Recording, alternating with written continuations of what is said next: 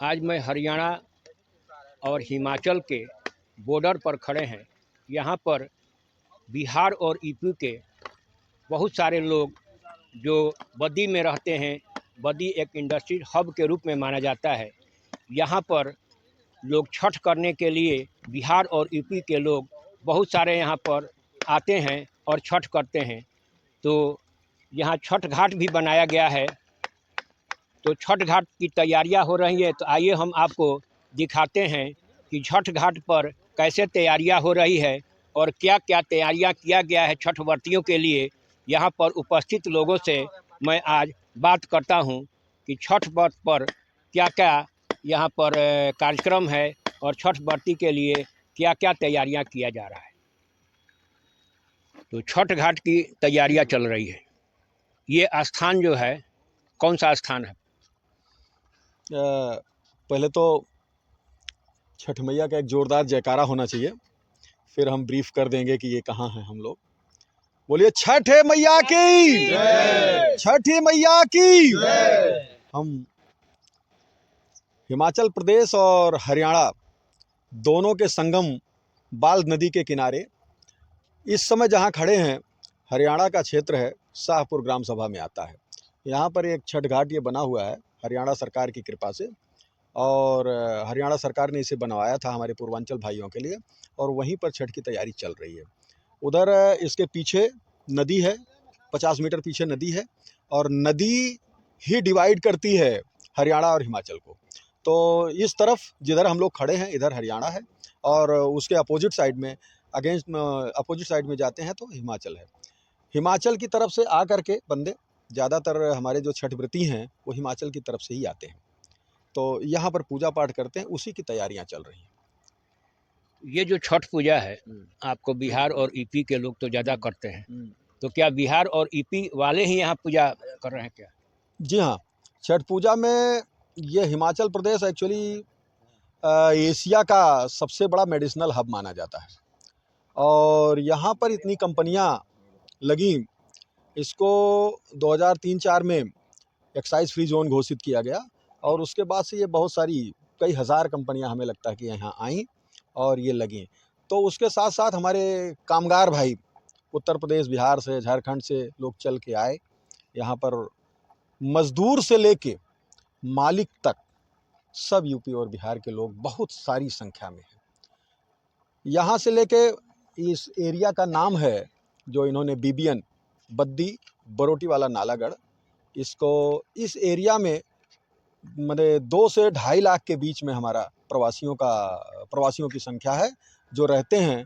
और उनको चूँकि छुट्टी दिवाली के बाद सब भाग जाते थे, कंपनियों में भी दिक्कत होती थी, यहाँ की अर्थव्यवस्था डगमगाती थी, उसको सुचारू रूप से चलाने के लिए यहाँ ये सरकार ने मदद की। और अब पलायन तो होता है, गांव जो लोग जाते हैं लेकिन कम जाते हैं। ज़्यादातर लोगों को यहाँ सुविधा देने का हम लोग प्रयास करते हैं कि जिससे वो यहाँ छठ मना सकें और उनका परिवार, उनके बच्चे यहाँ आराम से रह सकें।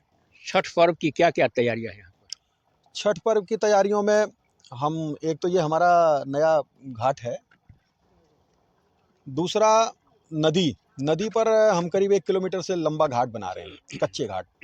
उसमें चूँकि संख्या यहाँ बहुत आती है, यहाँ 25,000 से भी ज़्यादा संख्या आती है, तो ऐसी दशा में इसी जो नवनिर्मित हमारा छठ घाट है, इसी पर लोग पूरे नहीं हो पाते, तो हमें नदी का भी सहारा लेना पड़ता है।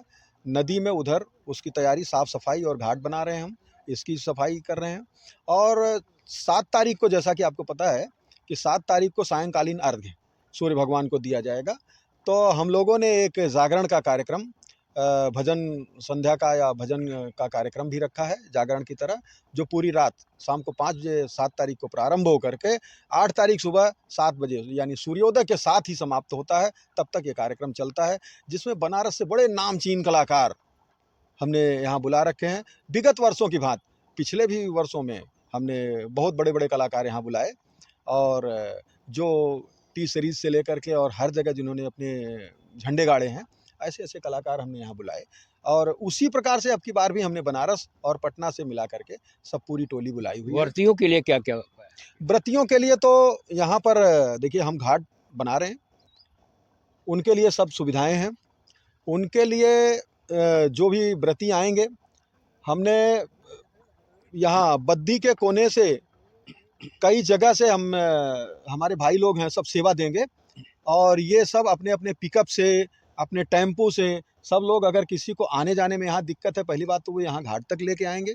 दूसरी बात, वो घाट पर उनको कोई अव्यवस्था ना हो, इसके लिए कम से कम हमारे 50-60 वॉलंटियर यहाँ रहते हैं, जो उन्हें किसी भी प्रकार की समस्या ना हो, कोई सामान उनको घटे तो भी मिल जाए, इस तरीके की व्यवस्था करते हैं, जिससे वो पूजा सुचारू रूप से कर सकें।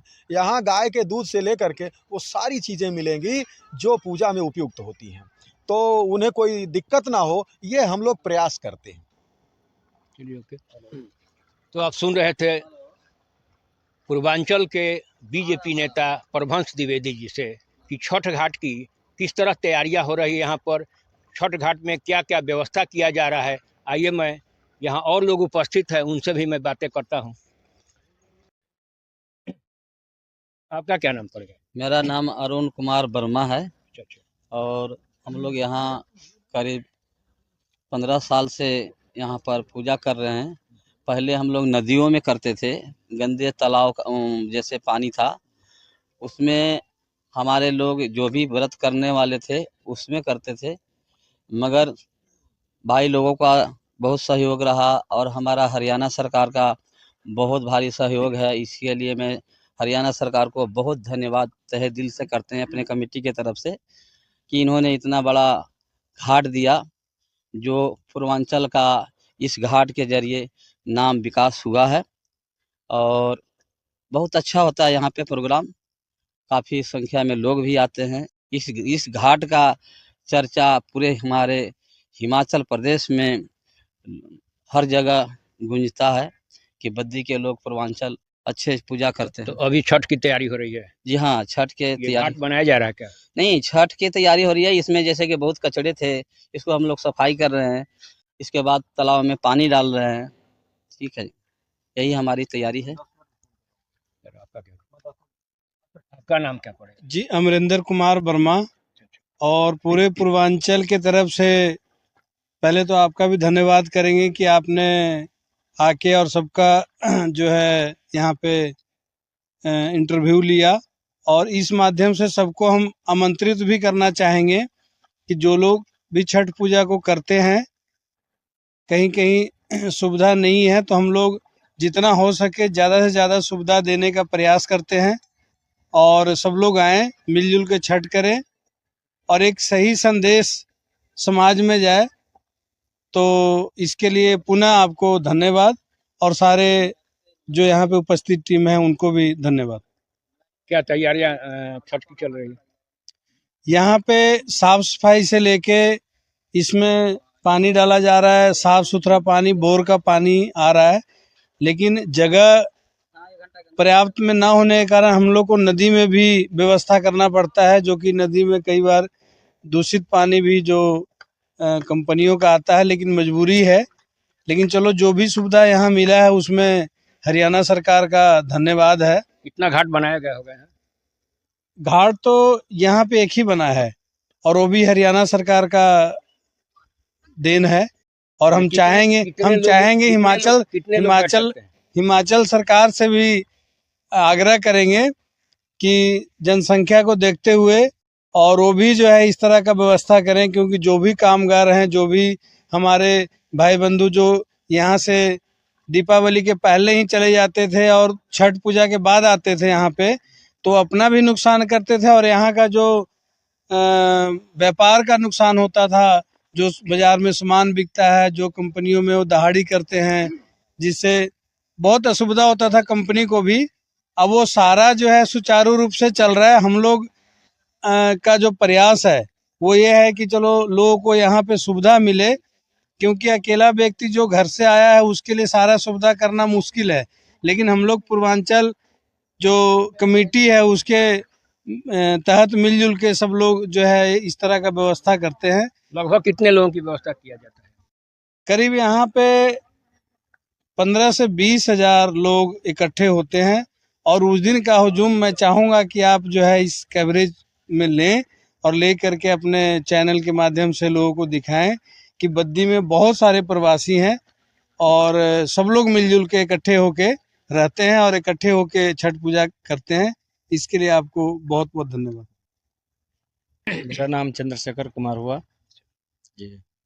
तो क्या अभी यहाँ छठ की तैयारी में है? हाँ जी, बिल्कुल मैं छठ के तैयारी में हूँ और 3-4 दिन से मैं लगे हुए हैं, सर सफाई करवा रहे हैं और मैं छठ की जो पूजा करने आते हैं उनके लिए मैं सेवा भाव कर का मौका दे रहे हैं और सेवा करने के लिए मैं उपस्थित हूँ जी।